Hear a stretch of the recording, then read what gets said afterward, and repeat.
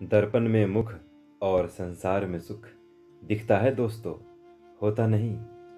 इसी प्रकार सुख के बारे में स्वामी जी कहते हैं, मनुष्य मूर्खतावश सोचता है कि वह अपने को सुखी बना सकता है, परंतु वर्षों के घोर संघर्ष के बाद उसकी आंखें खुलती हैं और वह यह अनुभव करता है कि इस जगत में सचमुच सुखी कभी कोई नहीं हुआ। यदि कोई मनुष्य धनी है और उसे खाने पीने को खूब है, तो उसकी पाचन शक्ति ही खराब है और वह कुछ खा पी नहीं सकता। और यदि किसी की पाचन शक्ति अच्छी है, उसे बहुत सी भूख भी लगती है, तो उसे खाने को ही नहीं मिलता। फिर यदि कोई धनी है, तो उसे बाल बच्चे ही नहीं हैं, और यदि कोई भूखों मर रहा है, तो उसके लड़के लड़कियों की एक फौज सी है और उसे यह भी नहीं सूझता कि वह उनका क्या करे। ऐसा क्यों है? बस इसीलिए कि सुख और दुख एक ही सिक्के के चित्त और पट हैं। जिसे सुख चाहिए उसे दुख भी लेना होगा।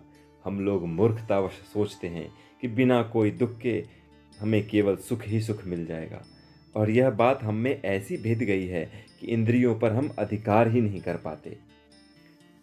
भारत में कोल्हू में बैल जोते जाते हैं। तेल निकालने के लिए बैल गोल ही गोल घुमाया जाता है। बैल के कंधे पर जुआ होता है। जुए का एक सिरा आगे बढ़ा होता है, उसके एक छोर पर घास बांध दी जाती है। फिर बैल की आंख इस तरह बांध देते हैं कि वह केवल सामने ही देख सके। बैल अपनी गर्दन बढ़ाता है और घास खाने की कोशिश करता है। ऐसा करने से लकड़ी आगे धक्का खाती है।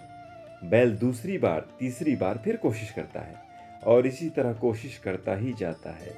वह घास उसके मुंह में कभी नहीं आती, परंतु उसे पाने की आशा में वह घूम घूम कर चक्कर लगाता ही जाता है और इस प्रकार वह तेल निकालता जाता है। इसी प्रकार हम भी प्रकृति, रुपए पैसे, स्त्री बच्चों के जन्मजात दास हैं, और इसी प्रकार काल्पनिक एक तृणखंड को पाने के लिए हजारों जन्म तक हम चक्कर लगाते जाते हैं, पर जो हम पाना चाहते हैं वह हमें नहीं मिलता। प्रेम एक ऐसा ही बड़ा सपना है। हम लोगों को प्यार करते हैं और चाहते हैं कि लोग हमें प्यार करें।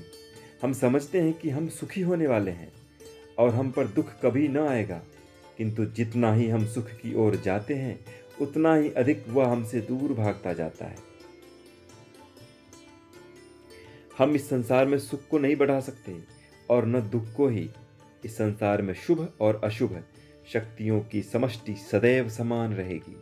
हम उसे सिर्फ यहाँ से वहाँ और वहाँ से यहाँ ढकेलते रहते हैं, परंतु यह निश्चित है कि वह सदैव समान रहेगी, क्योंकि वैसा रहना ही उसका स्वभाव है। यह ज्वार भाटा, उतार चढ़ाव तो संसार की प्रकृति ही है। इसके विपरीत सोचना तो वैसा ही युक्ति संगत होगा जैसा यह कहना कि मृत्यु के बिना जीवन संभव है। प्रत्येक सुख उपभोग के बाद दुख आता है। यह दुख उसी क्षण आ सकता है अथवा संभव है कुछ देर में आए। जो आत्मा जितनी उन्नत है, उसे सुख के बाद दुख भी उतना ही शीघ्र प्राप्त होता है। हमें सुख दुख दोनों ही नहीं चाहिए। ये दोनों ही हमारे प्रकृत स्वरूप को भुला देते हैं। दोनों ही जंजीर है, एक लोहे की, दूसरी सोने की। इन दोनों के पीछे ही आत्मा है। उसमें न सुख है न दुख।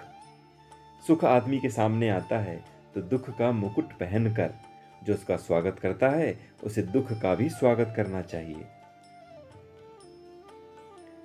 अन्य प्राणी इंद्रियों में सुख पाते हैं, मनुष्य बुद्धि में और देव मानव आध्यात्मिक ध्यान में। जो ऐसी ध्यान अवस्था को प्राप्त हो चुके हैं, उनके पास यह जगत सचमुच अत्यंत सुंदर रूप से प्रतीयमान होता है। जिसकी वासना नहीं है, जो सर्व विषयों में निर्लिप्त है, उनके पास प्रकृति के ये विभिन्न परिवर्तन एक महासौंदर्य और उदात्त भाव की छवि मात्र है।